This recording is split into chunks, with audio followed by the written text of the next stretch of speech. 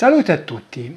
Ci eravamo lasciati che il processo Pacciani era stato sospeso per l'estate del 1994 e poi riprese al 18 di ottobre.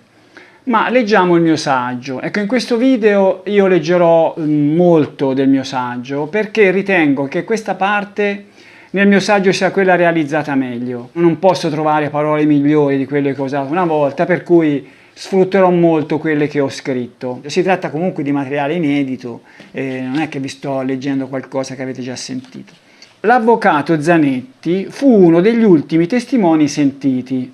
Ricordo che avevamo discusso dei testimoni che avrebbero portato verso lo scenario dei compagni di merende, cioè dei complici di Pacciani, del mostro multiplo. Tra questi c'era l'avvocato Zanetti, che era un test della difesa, che poi la sentenza avrebbe girato in modo contrario. Il giorno dopo, 15 luglio 1994, toccò al maresciallo Minoliti che la difesa non pungolò sul contenuto dell'intervista registrata da Spezzi, probabilmente perché neppure sapeva della sua esistenza. Ricordo che Spezzi, il giornalista, scrittore Mario Spezzi, aveva registrato in modo, diciamo così, truffaldino, senza che Minoliti se ne accorgesse, delle dichiarazioni del maresciallo, che era il capo della caserma dei carabinieri di San Casciano, e dove Minoliti si lasciò andare a un po' di considerazioni su possibili prove inquinate, come per esempio quella della cartuccia. Ecco, questa cassetta la difesa Pacciani fece finta che non esistesse, non lo so, forse non sapeva che esisteva. Seguì Francesco De Fazio con i suoi collaboratori, poi Francesco Bruno, il noto e fantasioso criminologo, gli uni e l'altro impegnati in inutili dissertazioni e confronti sul tipo d'autore e sulla compatibilità dell'imputato con la figura del mostro. Ecco, qui queste due testimonianze, queste due deposizioni andrebbero viste perché sono indicative un po' anche di certi modi di interagire da una parte con l'accusa, dall'altra con la difesa. Alla fine di sostanza ce ne fu poca, per cui per adesso lasciamole perdere. Con la deposizione dell'ispettore Riccardo Lamperi, già sentito il giorno precedente ma richiamato per alcune precisazioni, si chiudeva la 31esima udienza, l'ultima della fase dibattimentale, e si apriva la consueta pausa di riflessione, necessaria per consentire alle parti di preparare requisitorie e arringhe in vista della discussione finale. Il presidente Ognibene annunciò la ripresa al 18 ottobre, per un periodo di sospensione di ben 3 mesi, eccessivo per molti, tanto più che Pacciani avrebbe dovuto trascorrerlo in carcere. I difensori avevano presentato istanza per la concessione degli arresti domiciliari, ponendo l'accento sul precario stato di salute dell'anziano contadino, 69 anni, e sperando anche sull'effetto, almeno psicologico, del freschissimo e contestatissimo, a dire il vero, decreto Biondi, che avrebbe fatto uscire dal carcere molti imputati di corruzione nell'inchiesta Mani Pulite. Ecco, facciamo una piccola parentesi su questo decreto Biondi, che era il ministro della giustizia nel governo Berlusconi. Ecco, in quel periodo c'era l'indagine Mani Pulite e venivano, si è detto con troppa facilità, messi in carcere tanti sospettati, un modo spiccio per farli parlare. Il governo Berlusconi era contrario a questa prassi e ci fu uno scontro tra da una parte il pool di Mani Pulite e dall'altra il governo. Nel governo c'era Biondi, Alfredo mi sembra che si chiamasse, che aveva fatto un decreto con il quale limitava notevolmente la possibilità di mettere in carcere le persone nelle indagini preliminari. E ci fu una contestazione da parte del pool di Mani Pulite. Mi ricordo che in quel periodo era fortissimo il pool Mani Pulite, c'era proprio, anzi tutta l'Italia sostanzialmente, quasi tutta, sperava in loro perché riuscissero un po' a smuovere la politica.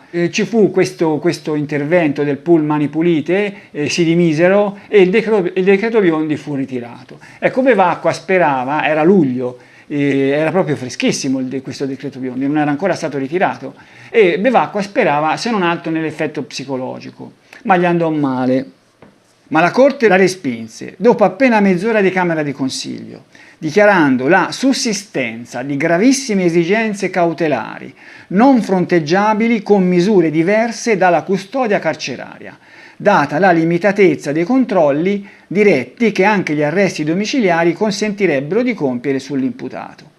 A nulla sarebbe valso il ricorso in Cassazione, che venne accolto, ma fuori tempo massimo. A dire il vero, questa giustificazione del Tribunale per la mancata concessione degli arresti domiciliari a Pacciani sembra un po' fuori luogo, perché cioè, cosa poteva fare Pacciani lì in quella casa che aveva mezzo mondo, con gli occhi di mezzo mondo addosso? Non poteva fare niente.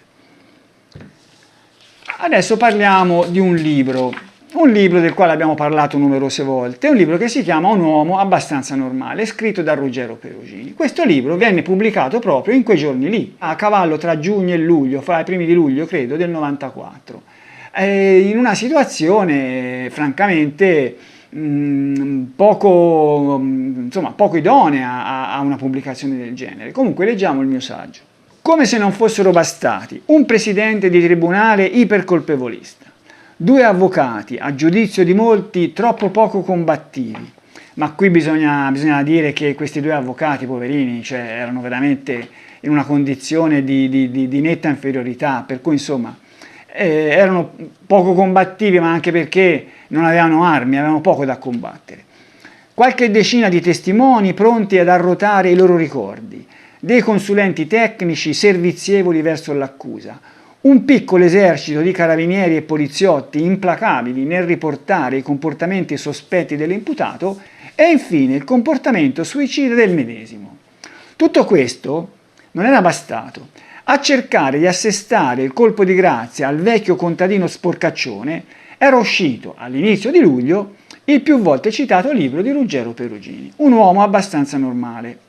L'incredibile e vergognosa, perché è veramente un'iniziativa vergognosa iniziativa, fu criticata da quasi tutti. Cioè bisogna pensare che lì c'era Pacciani che doveva essere giudicato e c'era stato tutto l'insieme di testimonianze, di prove, di quello che l'accusa aveva raccolto, che avrebbe dovuto dare modo ai giudici di decidere se era colpevole o era innocente. Cioè un libro che era ipercolpevolista naturalmente, no? Perché era scritto da chi aveva inseguito Pacciani, da chi aveva trovato le prove, chiamiamole prove, contro di lui, e insomma il libro uscito in quel momento era veramente un colpo basso. Cioè secondo me quel libro doveva essere ritirato dal commercio, non poteva essere pubblicato in quell'occasione.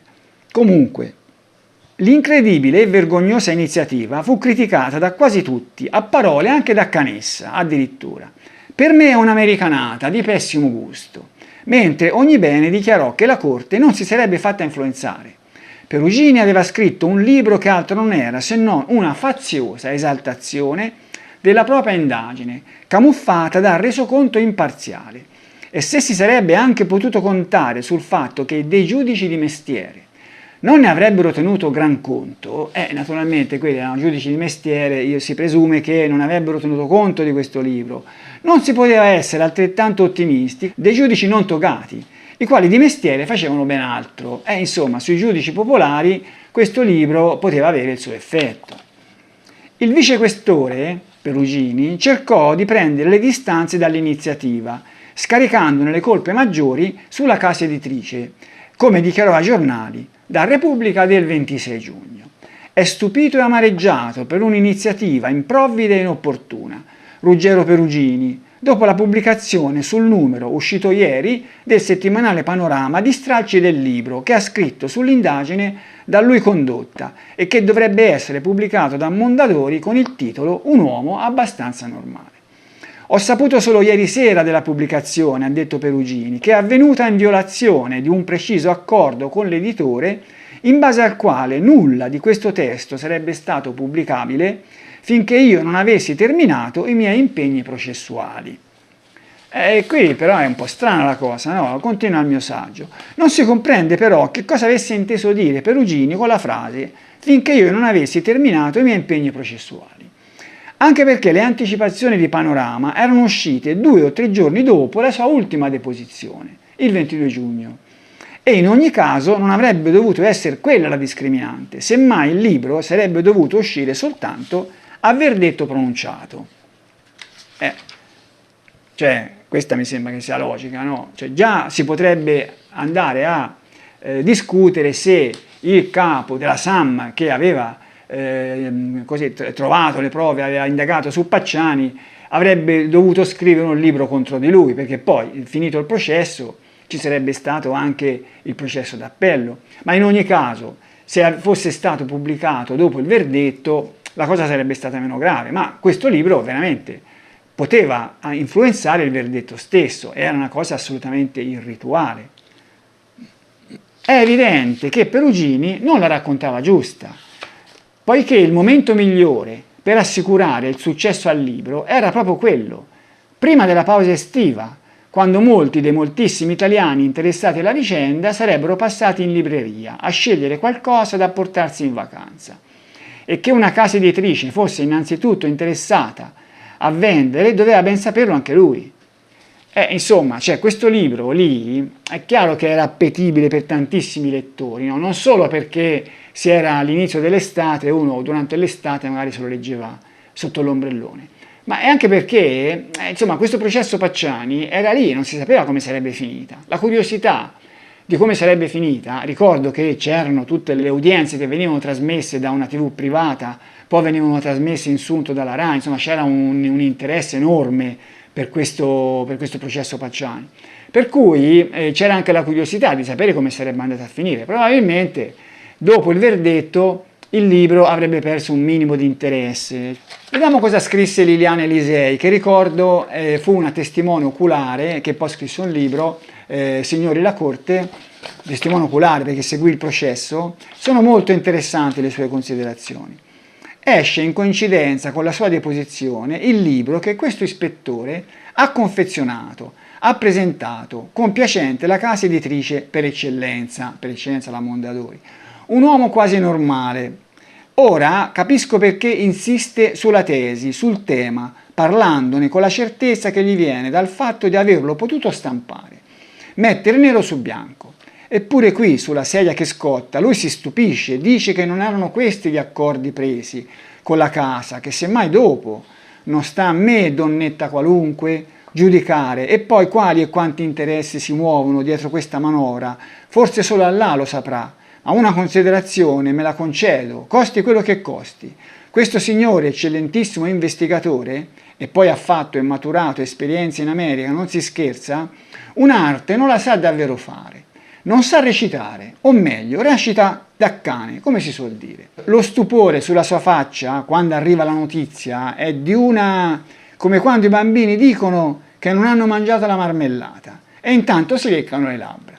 Un editore stampa il suo libro e lui non ne sa niente, cade dalle nuvole, era semmai previsto per dopo, quando le luci si fossero spente su questo disgraziato processo dell'ancor più disgraziato personaggio tirato dentro a suon di trappole, che tanto a nessuno importa.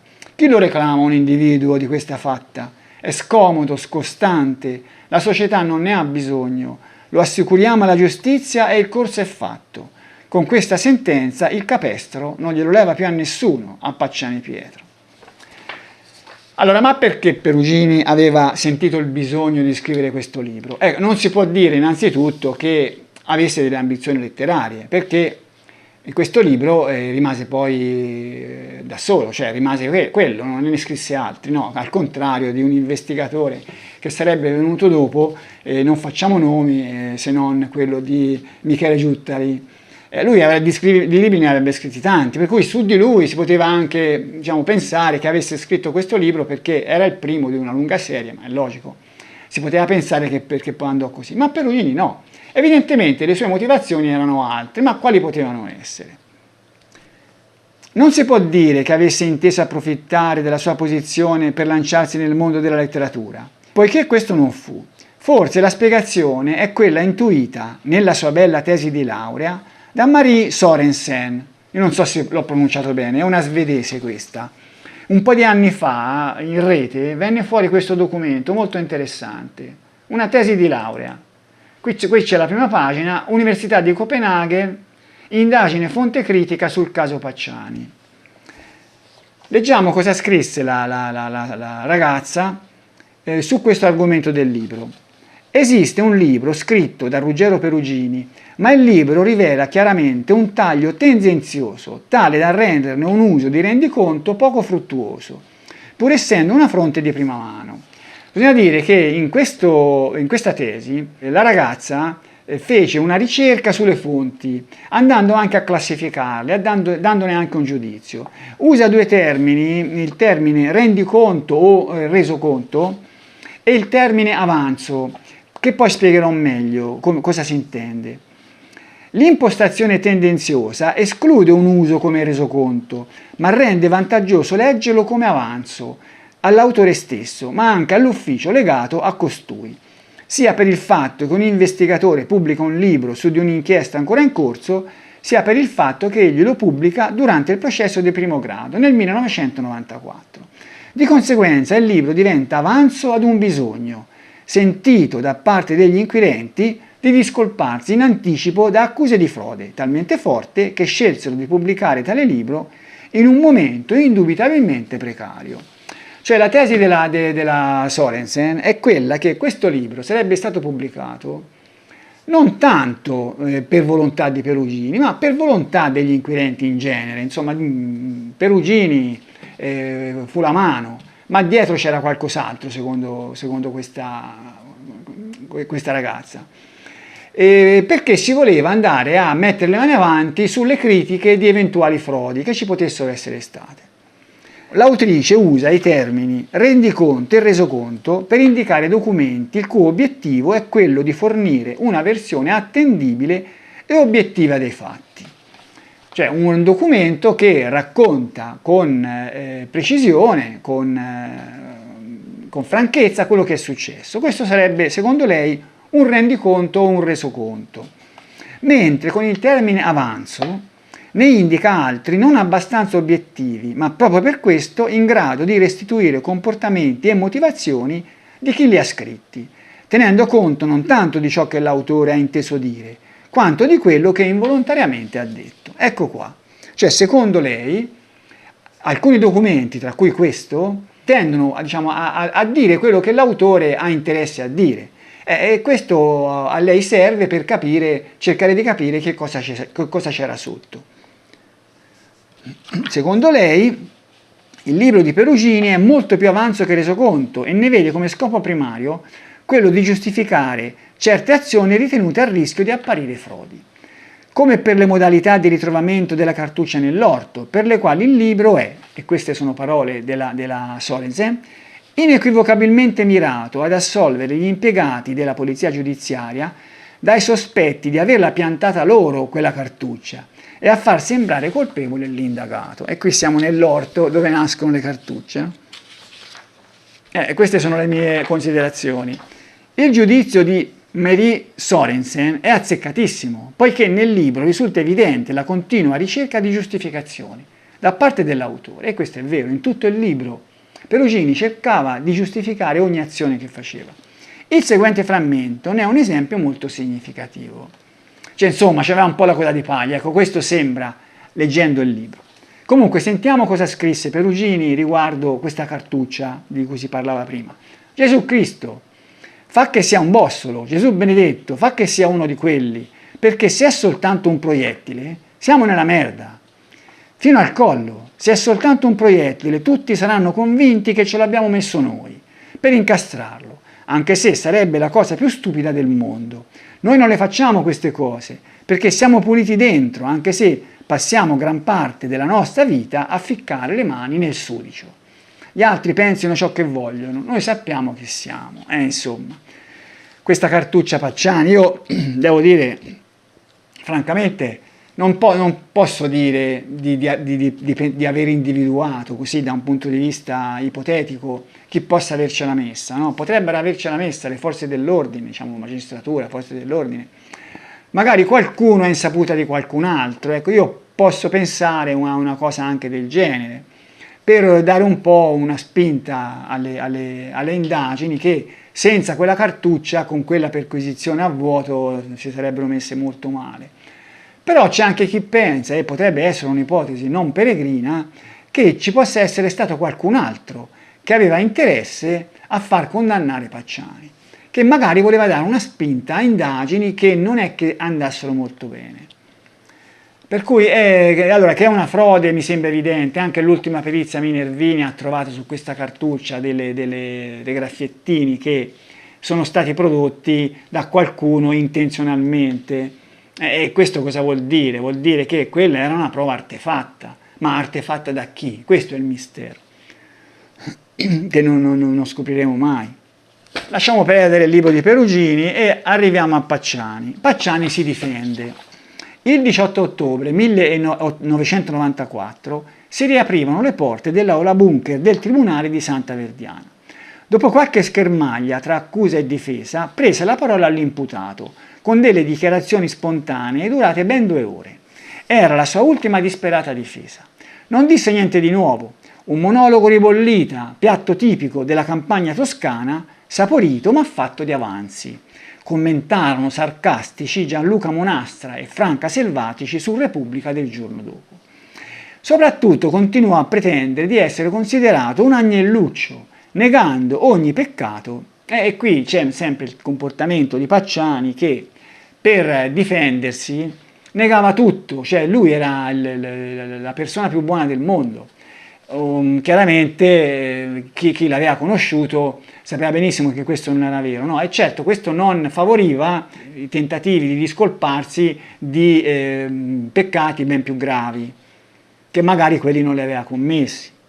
Furono in pochi comunque a vedere l'anche troppo mitizzato mostro di Firenze in quel vecchio piagnucoloso. Ecco nel resoconto del sempre brillante Vittorio Monti, Corriere della Sera, 19 ottobre 94. Questa è la triste storia del contadino Pacciani Pietro, nato e cresciuto sulla dura terra, raccontata da lui medesimo giurando sul Santo Vangelo.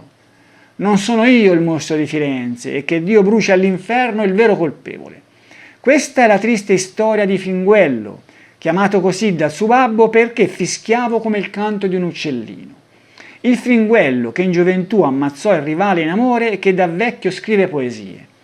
Se nel mondo ci fosse un po' di bene e ognuno si considerasse suo fratello, ci sarebbe senz'altro meno pene e il mondo sarebbe assai più bello. Sembra una ballata di campagna, a volte una stornellata, spesso una lamentazione, per alcuni una recita, come usava nei baracconi sull'Aia. Di sicuro è lo sfogo disperato per evitare l'ergastolo.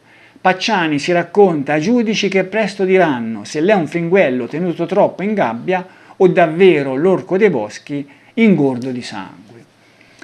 E qui Monti fa un riassunto di alcuni temi che Pacciani affrontò in queste lunghissime 2 ore di dichiarazioni spontanee. Primo argomento, la povera gente. Quando ero piccolo, il mio babbo mi aveva fatto una zappettina su misura.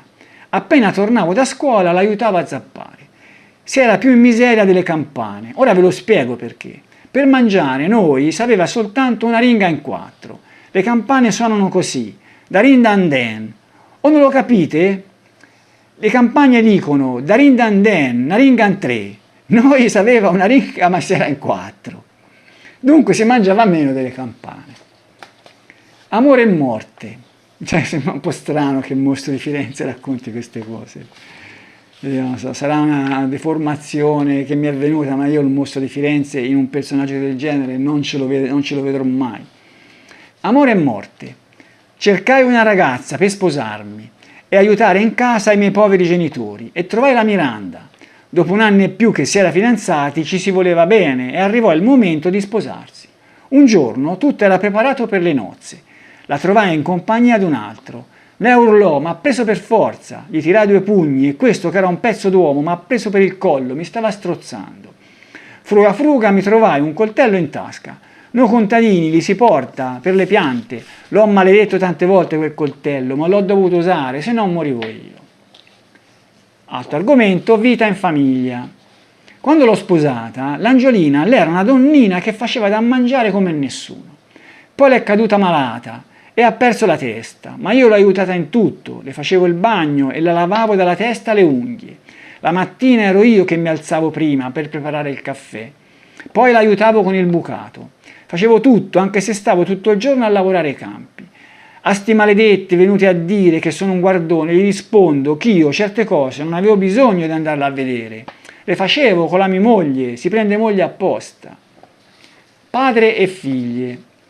Per ste figliolucce ho fatto tutti i sacrifici, gli ho comprato l'enciclopedia, le misi in collegio a pagamento e gli ho intestato una casa.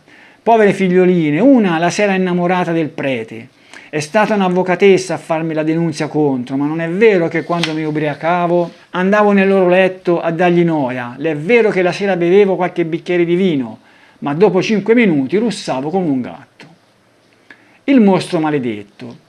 Dopo tutto il giorno a far fatica, volete che andassi per i boschi?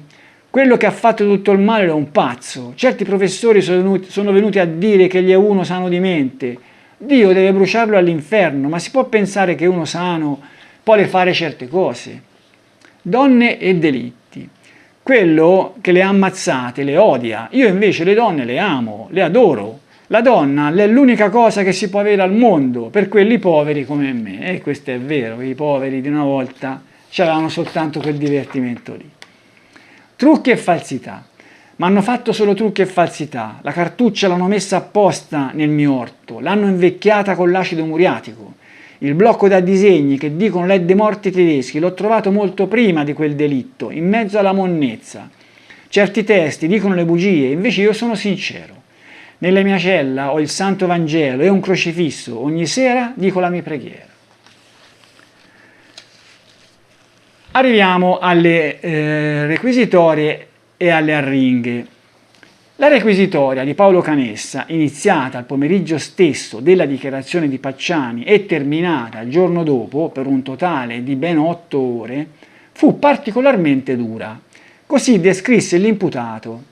Lo leggiamo sul Corriere della Sera del 20 ottobre 94. Un uomo violento che ha inteso il sesso solo sotto forma di violenza, come con le figlie. Un uomo guardone nel cui orto è stato trovato un proiettile della pistola che ha sparato. E qui dagli con questo proiettile, era una cartuccia, non era un proiettile. Un uomo che ha mentito fino all'inverosimile, che ha ingiuriato e oltraggiato i testi, che ha cercato di ingannare gli inquirenti in tutti i modi. Un uomo che quando si è trovato con il cerchio intorno al collo non ha saputo dire che mi hanno fatto dei trucchi. Un uomo falso, bugiardo, violento, un uomo che ha fatto della minaccia una regola di vita.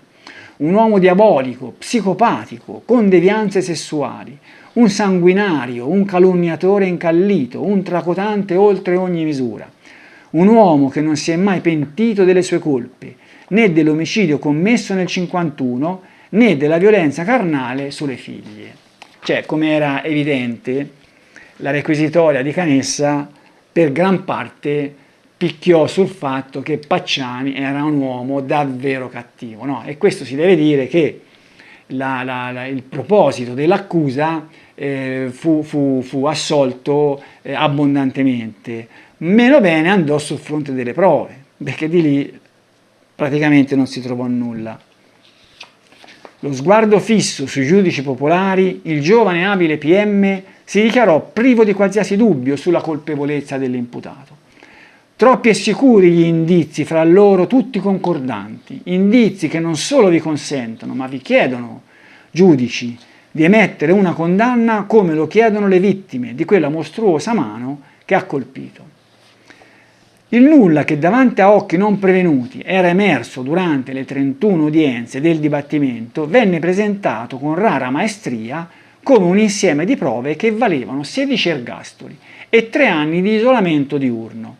Per Canessa le poco convincenti testimonianze erano degli avvistamenti sicuri, i controversi indizi materiali delle prove schiaccianti, il comportamento menzognero di Pacciani una dimostrazione di colpevolezza.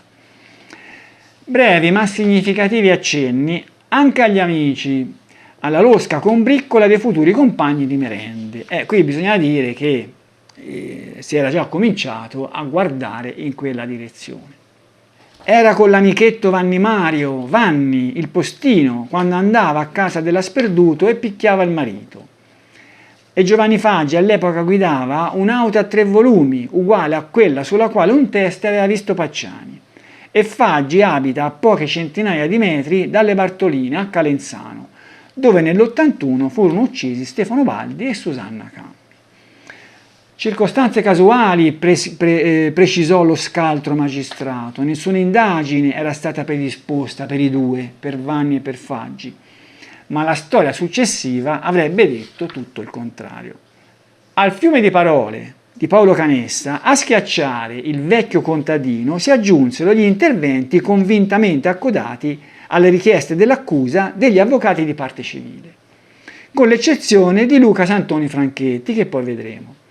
Tra di loro continuò a distinguersi per eccesso di zelo Aldo Colao, legale della famiglia Mainardi, quello che aveva voluto sapere da Rosanna Pacciani quali parole pronunciava il padre nel mettere zucchine e cetriolini nelle piccole vagine di lei e della sorella.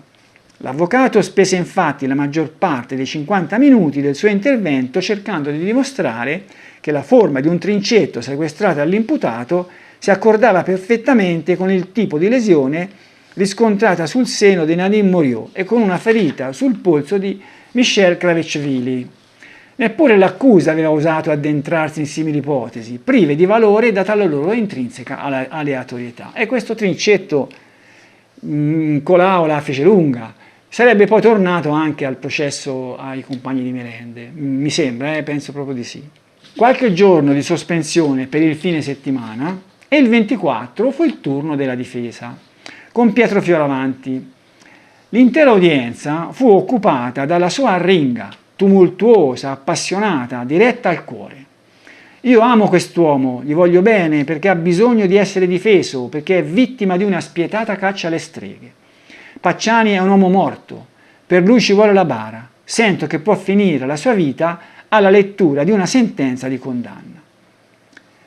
Secondo l'avvocato, Pacciani era un mostro in provetta, creato quindi in modo artificiale, mentre il vero colpevole andava ricercato tra i sardi, responsabili del primo delitto. Il giorno successivo, dopo la chiusura di Fioravanti, iniziò a parlare il secondo difensore, Rosario Bevacqua, molto più freddo del collega, ma non meno appassionato, nel dichiarare in una arringa protrattasi per ben 3 udienze la sua assoluta convinzione dell'innocenza di Pacciani, la cui figura non aveva niente in comune con quella del famigerato assassino. Non mancarono frasi di fuoco contro l'accusa, per aver rivestito di tante parole delle prove inconsistenti. Il PM è stato un abile regista, si è prodotto in grandi colpi di teatro, come la citazione in aula delle figlie di Pacciani, ma ha utilizzato un supporto probatorio inconsistente, cercando di dare spessore a elementi equivoci. E le coindagini non si sarebbero preoccupate di trovare alcun elemento innocentista.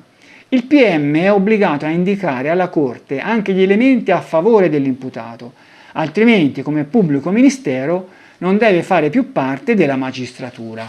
E qui apriamo una piccola parentesi, cioè effettivamente la legge impone al pubblico ministero di cercare e poi presentare anche le prove a favore dell'imputato, ma è una regola ipocrita, cioè allora il PM è un organo inquirente, cioè il suo compito è quello di trovare le prove della colpevolezza di una persona. Ora è chiaro, no, che un PM, come si presume che siano tutti, un PM onesto, se si convince che la persona è innocente, non è che poi va a costruire o a presentare soltanto delle prove a suo sfavore, no, nascondendo le altre. Però se è convinto della sua colpevolezza e deve dimostrarlo in tribunale, è chiaro che non presenterà mai le prove a sfavore suo. C'è una questione psicologica, non è che uno va in tribunale a presentare una sua tesi di colpevolezza dell'imputato mettendo delle pulci nell'orecchio ai giudici, dicendo sì, ve lo dico, però no, questo è una cosa che mi ha fatto pensare che non sono poi così tanto sicuro, no? Cioè non trasmetterà mai eventuali sue incertezze ai giudici in tribunale. semmai le metabolizzerà prima, anche vedendo le prove che sembrerebbero escluderla. Una volta che si è convinto, quelle prove lì le lascia stare, non è che le presenta. Cioè è una questione logica, per cui questa regola che i PM dovrebbero presentare delle prove, anche le prove a favore, è assurda, cioè è ipocrita. Abbiamo parlato degli avvocati di parte civile che si schierarono tutti a favore dell'accusa. Ce ne fu uno però che non seguì tutti gli altri, e di questo ne abbiamo già parlato in altre occasioni, Luca Santoni Franchetti. Leggiamo il mio saggio ancora. La posizione di un avvocato di parte civile è spesso assai scomoda, in particolare quando le prove contro l'imputato sono incerte. I familiari vorrebbero un colpevole sia per attenuare il dolore della propria perdita, sia, quando possibile, per ottenere un risarcimento in denaro. Quindi si aspettano che chi li rappresenta contribuisca a far condannare l'imputato. Ma se il convincimento personale lo porta a propendere per l'innocenza, quale deve essere il comportamento dell'avvocato? Aderire alla tesi accusatoria richiedendo anch'egli una condanna è di sicuro la scelta più semplice, ma non la più opportuna. Non lo è da un punto di vista deontologico, per chi di mestiere difende le persone, poiché si renderebbe complice nella condanna di un innocente.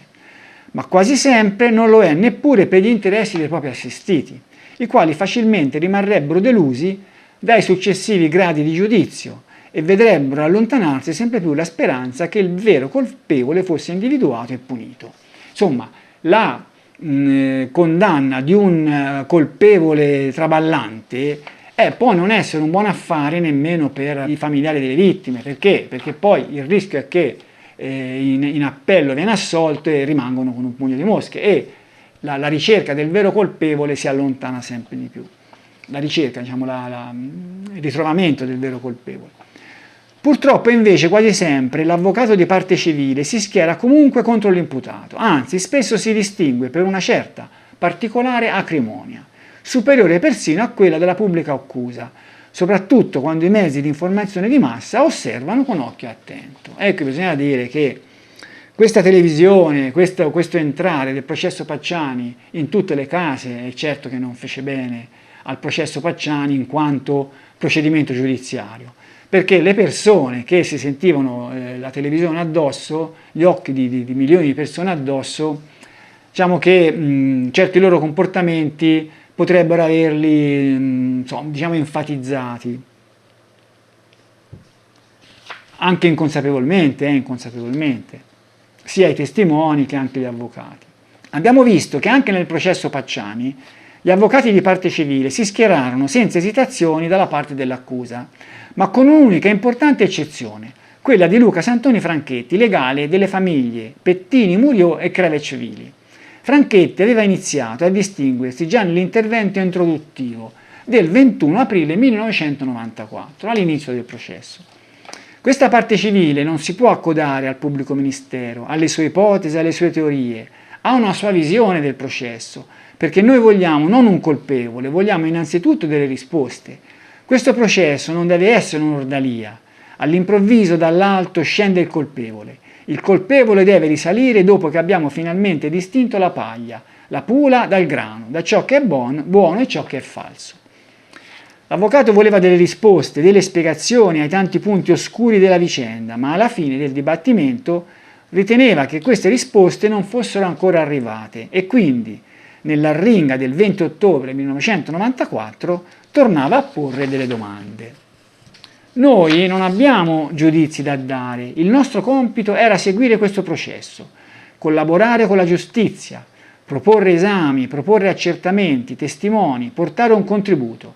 E oggi, alla conclusione di questo processo, non penso che questo si possa spostare. Noi abbiamo delle domande da fare alla Corte e vorremmo delle risposte, perché ancora zone d'ombra, a nostro avviso, in questo processo ci sono. A questo punto può soltanto rispondere la Corte con la sua sentenza. Più che un dispositivo, a noi interessa la motivazione. Perché Pacciani Pietro è colpevole? Perché Pacciani Pietro è innocente? Ma soprattutto, la risposta ai tanti quesiti che sono in questa storia processuale e a cui noi chiediamo delucidazioni in questa sede. Oltre che avvocato, e qui continua il mio saggio, Santoni Franchetti era un criminologo. specializzatosi come Perugini in criminologia clinica all'Università di Modena e seguiva il caso dal 1974. Nei giorni del processo aveva destato clamore la sua iniziativa di guidare un gruppo di studenti universitari, sia nella ricerca di nuovi indizi dalla lettura di giornali e documenti d'archivio, sia nella valutazione di quanto sarebbe emerso via via dal dibattimento. Secondo lui la soluzione del giallo andava ricercata nel delitto di Signa, tra i sardi che ne erano responsabili e dal cui humus sarebbe nato non un serial killer solitario, ma un gruppetto omicida, del quale avrebbero fatto parte anche i fratelli Vinci. Era altresì convinto che a sparare fossero state in alcuni casi 2 pistole assieme, entrambe di calibro 22, ma una a tamburo, i cui bossoli non erano caduti a terra. Nella propria arringa cercò di dimostrarlo, ricostruendo brevemente le dinamiche di alcuni omicidi. E qui bisogna dire che questa sua convinzione sarebbe stata poi ripresa successivamente. Anche Giuttari, per esempio, mi sembra che sia di quest'idea. Ma Pacciani? Anche lui risultava coinvolto in tutto questo?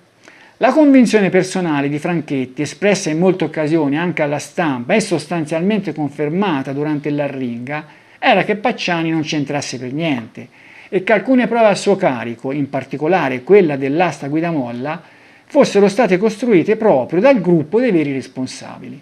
Quindi per coerenza avrebbe dovuto chiedere l'assoluzione e, a dire il vero, l'attesa anche degli avvocati di Pacciani era quella.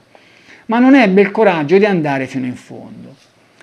E allora qui bisogna dire che Santoni Franchetti, che era convinto dell'innocenza di Pacciani, diciamo la verità, però era in una situazione molto molto antipatica. Aveva addosso non tanto i francesi quanto la madre di Stefania Pettini. Allora lui cosa fece? Aveva davanti Pacciani che, anche se lui dentro di sé era convinto che fosse innocente, però era un mentitore, mentiva continuamente e la cosa gli fece pensare che forse ci poteva essere stato un qualche contatto tra Pacciani e il gruppo degli assassini e per questo chiese la condanna anche di Pacciani, con una richiesta che la difesa di Pacciani per esempio non si aspettava e la cosa lasciò interdetta la madre di Stefania Pettini che gli revocò l'incarico.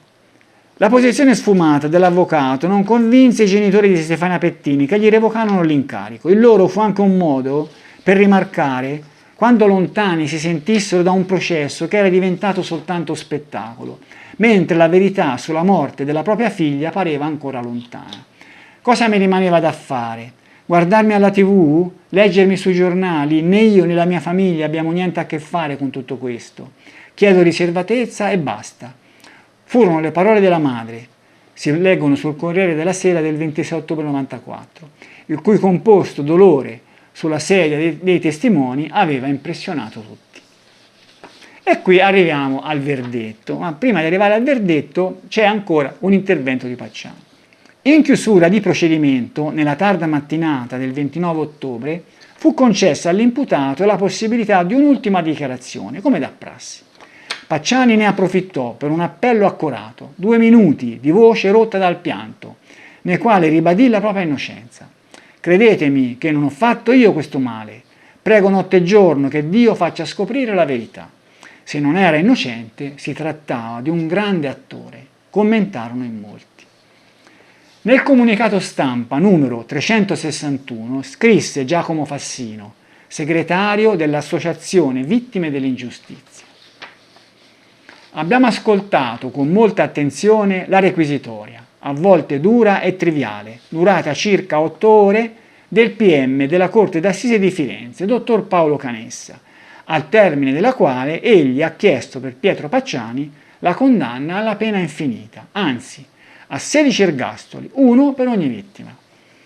Ci aspettavamo chissà quali poderose argomentazioni a sostegno della sua tesi colpevolista, invece molte chiacchiere e 2 soli indizi, una cartuccia trovata nell'orto del Pacciani in circostanze quantomeno strane e un block notice di produzione tedesca trovato in casa sua nel 1992.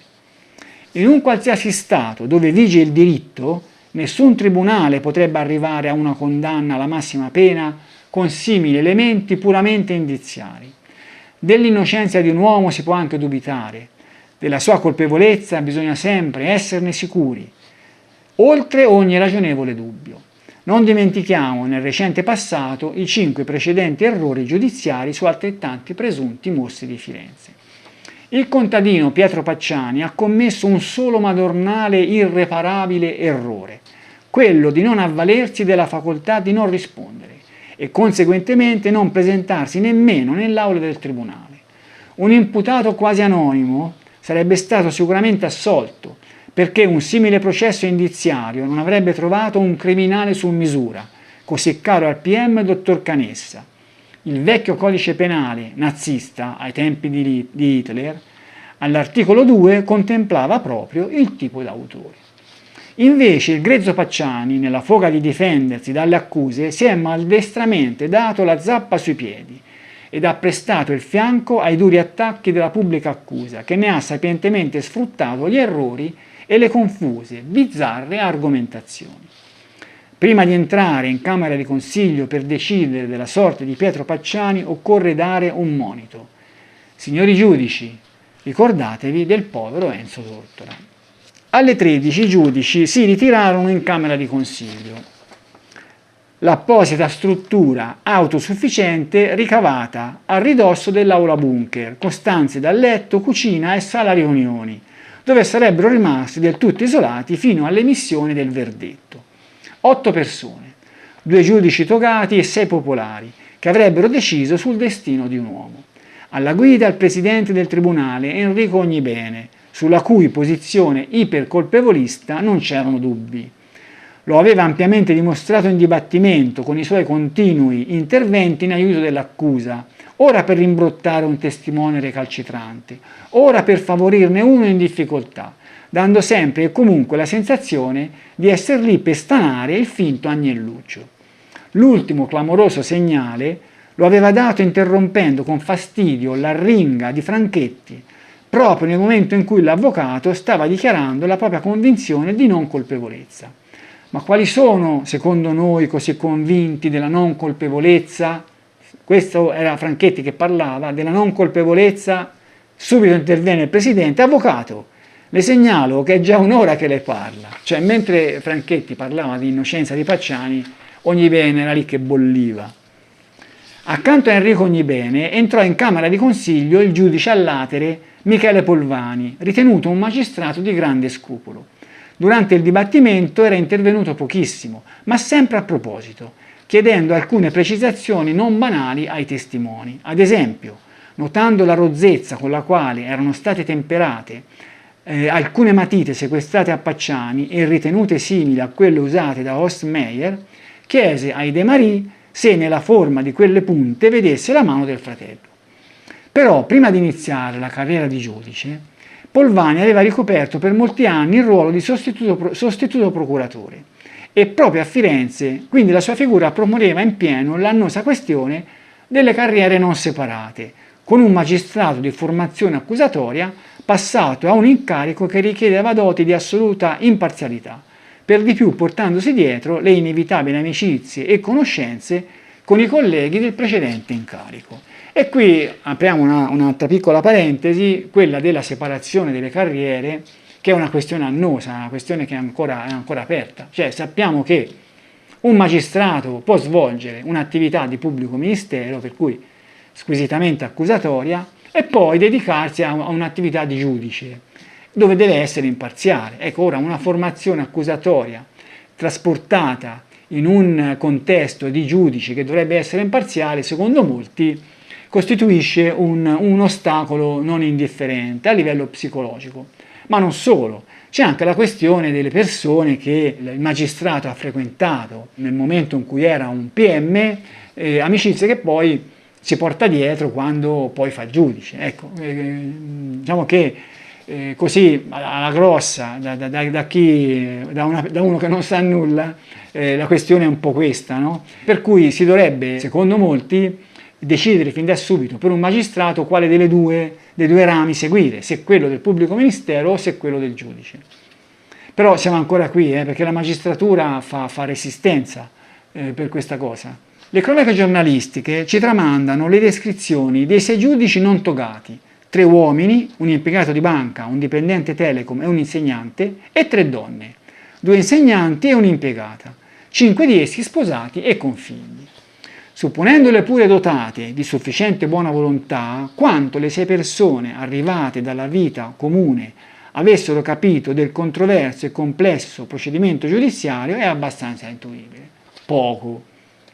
Quindi, come quasi sempre a sentire i racconti di chi si è trovato in situazioni analoghe, si poteva immaginare che il parere dei giudici togati, cioè i 2 giudici togati, Polvani e Ognibene, avrebbe avuto rilevanza preponderante rispetto a quello dei togati. Appena dopo la sentenza, uno di questi si lasciò intervistare in forma anonima, assicurando che la decisione era stata presa senza pregiudizi. Eppure lascia interdetti un accenno al problema, allora molto sentito, dell'attacco della politica alla magistratura, ancora impegnata a perseguire i corrotti delle tangenti. Qui apriamo un'altra parentesi, ecco, teniamo conto del clima che c'era in quel periodo in Italia, nei riguardi della magistratura da una parte e della politica dall'altra. Allora, c'era stata la famosa inchiesta Mani Pulite, che aveva dato un colpo di maglio alla classe politica italiana, no? Sono famose le immagini di Forlani in tribunale che balbettava, De Mita, Craxi, tutti leader che fino a quel momento avevano fatto il bello e il cattivo tempo e che si trovarono improvvisamente a dover rendere conto delle loro azioni, in alcuni casi poco pulite, perché c'erano di mezzo le tangenti, insomma, no? Cioè lavori pubblici che venivano fatti male perché poi qualcuno che li aveva fatti male dava i soldi ai partiti e magari anche alle persone. Ecco, in questo clima il pool Mani Pulite di Milano aveva fatto la sua battaglia giudiziaria, che però poi aveva avuto inevitabili risvolti politici. Ma poi c'era tutto un clima di caccia alle streghe, insomma, no? C'era un clima contro il quale tentò di controbattere il governo Berlusconi, abbiamo visto il ministro Biondi, ma in sostanza l'opinione pubblica italiana, nonostante che Berlusconi avesse il suo seguito, molta dell'opinione pubblica italiana era con la magistratura e viveva tutti gli attacchi alla magistratura come un attacco a quella che veniva considerata una nuova libertà, una nuova pulizia.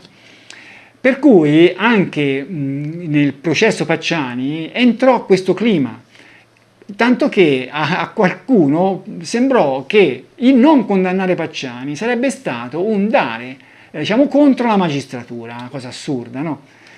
Comunque leggiamo la dichiarazione di questa persona rimasta anonima e poi alla fine abbiamo avuto tutti una terribile sensazione, che la sentenza Pacciani fosse una mina vagante contro Mani Pulite. Voglio dire che oggi nel nostro paese è in atto una campagna contro la magistratura, contro chiunque porti una toga. E attaccare la sentenza Pacciani rientra in questa voglia di screditare tutto ciò che viene deciso da un collegio di giudici. E questo è pericoloso, perché insomma, che il destino di una persona, colpevole o innocente che sia, venga influenzato da cose che non c'entrano nulla, è una cosa che non dovrebbe essere. Si trattava indubbiamente di un argomento assai valido per convincere eventuali riottosi a condannare comunque, anche se dentro di loro tanto sicuri della colpevolezza di Pacciani non si sentivano. Nell'attesa della sentenza furono organizzati alcuni estemporanei sondaggi per contare colpevolisti e innocentisti, con questi ultimi sempre in numero nettamente superiore, fino a 4 contro 1. D'altra parte Pacciani poteva contare anche sul favore di alcune persone per lui importanti, come la moglie, che era andata in chiesa a pregare perché tornasse a casa, e le figlie, che a casa con loro non ce lo volevano, ma continuavano a ritenerlo innocente. Mi babbo l'hanno messo in mezzo perché dovevano dare la colpa a qualcuno. Furono le semplici parole della maggiore Rosanna. C'era poi suor Elisabetta, la religiosa da tempo al suo fianco, certa della sua estraneità ai delitti del mostro. Ma se per di più Pacciani era innocente, le previsioni sul verdetto erano di segno opposto. Lo dicevano le quote al mercato clandestino delle scommesse, dove pare che 10.000 lire puntate sul proscioglimento ne fruttassero 40 puntate sulla condanna appena 18. Dopo più di 3 giorni, alle 19 del 1° novembre 1994, davanti a 700 persone stipate nell'aula bunker e a qualche milione dietro gli schermi TV, addirittura la RAI interruppe le trasmissioni normali, ogni bene lesse il verdetto. In nome del popolo italiano, la Corte d'Assise di primo grado di Firenze dichiara Pacciani Pietro colpevole dei delitti a lui ascritti, come in imputazione, ad eccezione di quelli di omicidio e di porto d'arma da sparo relativi all'omicidio in danno di Lo Bianco Antonio e di Locci Barbara. Per cui niente condanna per il primo delitto, quello dei sardi. E lo condanna alla pena dell'ergastolo con isolamento diurno per la durata di anni 3, al pagamento delle spese processuali e di custodia cautelare. Lo condanna inoltre alle pene accessorie di interdizione perpetua dai pubblici uffici e dell'interdizione legale durante l'esecuzione della pena, dichiarandolo decaduto dalla potestà di genitore. Continua il mio saggio. La valutazione dei bookmaker si era dunque dimostrata corretta. La Corte d'Assise di primo grado aveva condannato Pacciani all'ergastolo, consumando così uno dei peggiori misfatti della giustizia italiana recente. Le cronache ci tramandano che 3 dei 6 giudici non togati, nonostante il peso dei 2 togati, non si erano voluti accodare al clima giustizialista e avevano votato per l'assoluzione. Erano comunque in minoranza, 3 contro 5, ma tra gli italiani la gran parte si schierò con il vecchio contadino, dichiarandosi insoddisfatta del verdetto. Pietro Incella, il mostro ringrazia, scrissero alcuni tifosi viola su uno striscione esposto la domenica successiva allo stadio. È un numero verde installato dalla Nazione, rimasto attivo per appena 5 ore e mezza, chiamarono 165 innocentisti e appena 46 colpevolisti, molti dei quali si dichiararono convinti che Pacciani non avesse agito da solo. Proprio questo, infatti, stava diventando il ritornello di chi lo riteneva colpevole, ma era anche poco soddisfatto delle verità uscite dal processo. E qui c'era molta gente che lo riteneva colpevole, però nello stesso tempo aveva capito che di polpa nel processo ce n'era stata poca. Cioè era colpevole ma non c'erano le prove che lo fosse. E lì si sperava che il ramo relativo ai complici che Pacciani poteva aver avuto avrebbe potuto portare lontano. E in effetti poi andò proprio così. E ci fu chi già lo capì all'epoca. Tra i giornalisti seppe vedere incredibilmente lontano Francesco Merlo quando scrisse sul Corriere della Sera del 2 novembre. E sono importantissime queste parole, sono bellissime. Nonostante la sentenza pronunziata ieri sera davanti a una folla vociante e un po' morbosa, la via della verità è ancora lunga e vedrete che la giustizia italiana, come troppo spesso accade, resterà impegnata nell'inseguimento infinito del mostro che continua a scappare sia dalla colpevolezza sia dall'innocenza certe, trascinandoci tutti nella sua cella e nell'abisso di una coscienza senza pareti e senza oscurità, mistero in piena luce. Francesco Merlo l'aveva vista giusta, infatti ancora oggi, nonostante la insoddisfacente condanna dei compagni di merende, siamo ancora a chiederci chi era sto mostro di Firenze. Allora, per chiudere il video, siamo arrivati in fondo, diamo un'occhiata a 2 testate giornalistiche che il giorno dopo il verdetto uscirono. È comodo vedere, sono La Stampa e l'Unità, perché ci sono i siti storici. Vediamo La Stampa, sia in prima pagina che poi altre 2 pagine. Pacciani 14 volte colpevole, l'imputato così uccidete un innocente. Vediamo qui la pagina 2. È Pacciani, il mostro di Firenze, condannato all'ergastolo per 14 omicidi. Così uccidono un innocente, Pacciani che si difende. In fondo nessuno mi restituirà Pia, i parenti delle vittime, che insomma c'era un po' di soddisfazione perché era stato condannato qualcuno, ma sostanzialmente c'erano molti dubbi. Qua invece vediamo l'Unità. Ergastolo per Pacciani, ma lui grida alle TV sono innocente. C'è un articolo molto bello, troppi conti non tornano. mai nessuno mi ridarà mia figlia, e questo in aula l'angoscia e il dolore di chi ha perso i cari, Vigna, gli indizi gravi sono prove, ergastolo a Pacciani per 7 duplici omicidi. Ma insomma, ecco, siamo arrivati in fondo al video. Nel prossimo vedremo il proseguo di questa epopea con il processo d'appello.